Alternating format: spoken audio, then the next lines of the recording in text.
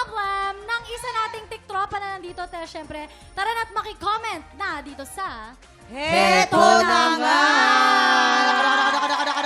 Nako, makinig kayong mabuti. Sabi ni Shyboy22 from Bulacan, excited na sana ako sa JS Prom kasi bala kong i-invite yung crush ko. Ay! Oh, plano ko pa nga sana mag-proposal. Wow. Pero, nung kinuwento ko sa mga tropa, yung plano, yung best friend kong babae, biglang nagtambo! Ay! Oh, wala kasi siyang date sa prom. And, bilang best friend, iniisip niya pala na matik na kami yung magka-date sa prom. Hindi ba parang unfair naman yun sa akin? Responsibilidad ko ba na i-date yung best friend ko sa prom? Oh, ano masasabi dyan, boys? Bryce? Ako very common po tong sitwasyon sa mga schools eh. Ako ang pipiliin ko para hindi kawawa best friend ko. Makikipag-date ako sa crush ko pero hahanapan ko ng kadate ang best friend ko. Di ba? Since best friend niya ako, di ba, ayoko naman na malungkot ka. Hahanapan na lang kita ng kadate mo para parehas tayong masaya. Maparaan. Tama, Elijah. Ang sayo maging best friend ni Bryce. Ay, gusto mo ba? Ikaw ba yun? Ako pala yun! Iyahanap ka ng kadate. Kaya nga eh. Ikaw na bahala sa akin sa gala. Sige. Joke lang. Anyways, ako naman, depende kasi kung ano yung napag-usapan nila nung una pa lang. Like, if may nabanggit na si Shy Boy na, kumbaga, iaano niya yung crush niya. Pero based dun sa sinabi niya, hindi eh. So, nag-assume yung best friend na sila agad mag-date. So, I think nagkaroon ng problem sa communication. And yun yung dapat i-work out nila. Ayun. Dapat mag-usap. Oo. Sean. Sa akin naman kasi ang tunay na best friend, nagpapaubaya.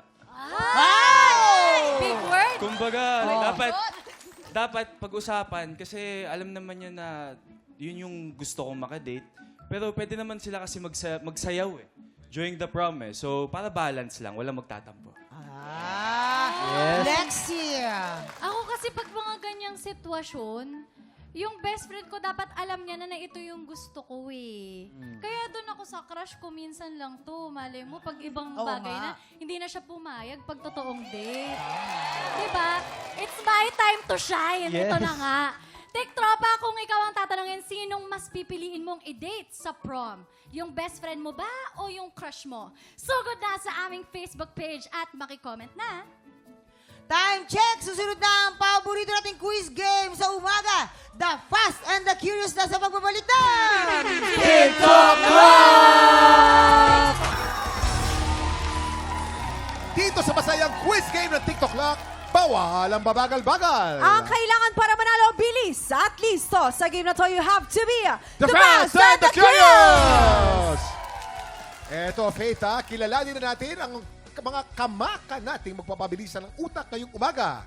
Trivia Karerista number 1, Sean Vesagas. Ayan na.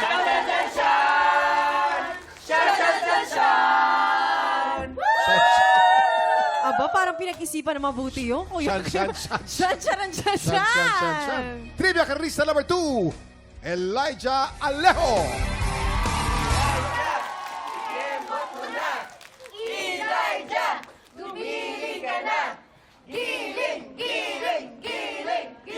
Oh, igiling mo pa, girl.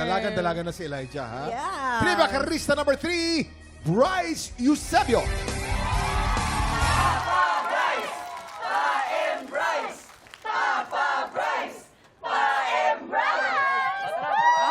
Ano daw, Papa Bryce? Papa Bryce. Hindi ba bagets na bagets pa ito si si Bryce? Depende. Kung bata-bata ka, papa na siya. Papa. Okay, players! At ito na si Bryce. Bryce, hi Oo. Bryce. O, diyan ka na Ito na si pwesto mo, Papa Bryce. Hi, Papa Bryce! Papa Bryce. Kamusta Ay, kayo, mga anak. guys? How are you? Ay naman po. Oo. Ay, hindi. Actually, kuya, sila makakasama natin sa bagong season ng Maka. Nako, inibangan talaga natin ng mga tiktropa natin. Pero congrats sa inyo. Ang taas ng ratings nyo palagi. Yes. At saka sa online world, talagang ang daming mga komento na nakikita ko, ha? Thank you po. Oo, pero simulan natin kay Sean. Dahil Sean, ang character mo daw dito ay may pagka-mystery. Tama. Paano pagka-mystery yun, Sean? Paano? Ano po kasi, si Sean Rodente po, sa season 2 is repeater po siya. Okay. So hindi po talaga kabatch ni Sean Rodente sila. Okay. So doon po lumalabas yung pagka-mysterious niya. And since bully po siya dati, tinatry na po niya magbago ngayon. So May malalaman po natin. redemption. Yes. Abang, Uy, pero abang, maganda abang yung mga yan. repeater. Alam nyo, repeater din ako nung high school. Ay, Kaya oo. ako, marami ka matututunan pag nag-repeat ka. Oo, Totoo ganun. yan. Mapagsubok.